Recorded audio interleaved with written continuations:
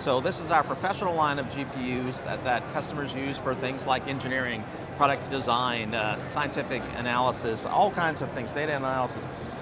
What's new about this generation is we are now up to 96 gigs of GPU memory, so they can hold a tremendous amount of data.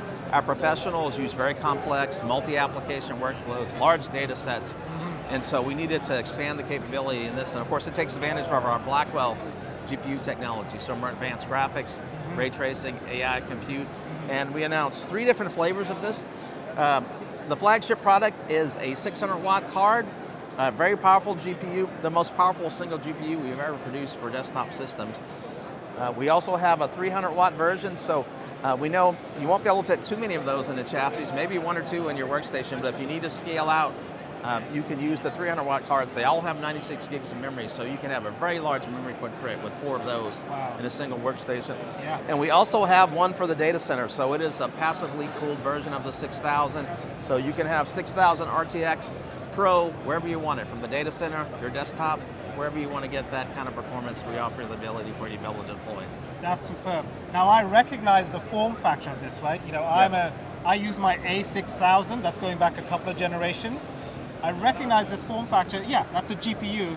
What special requirements do you think I would need in my workstation to make sure I make the most of this? It's PCI Express, obviously, is yes, it? Gen PCI 5? Gen 5. Gen 5. So if you've got a Gen 5 system, you'll get the most throughput in and out of that card. Yeah. Again, this larger card is 600 watts, so you'll need a power supply that can handle it.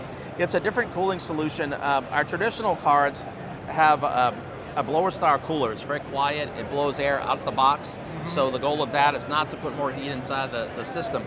This uses an axial fan, so it's actually pulling air through one side and blowing it out. So it does put it to the chassis.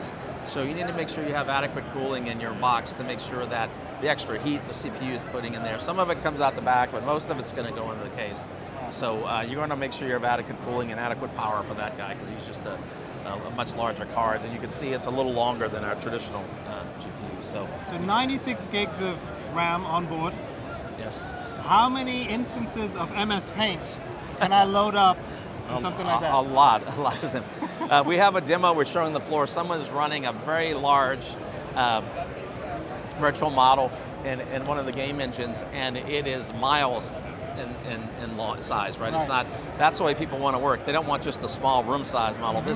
It's an outdoor naturescape with mountains and hills and forests, and it's miles in dimension. And so 96 gig, they're able to load all those assets in and deal with a very large model in the game engines. And when we're talking about enterprise use cases, factories, right?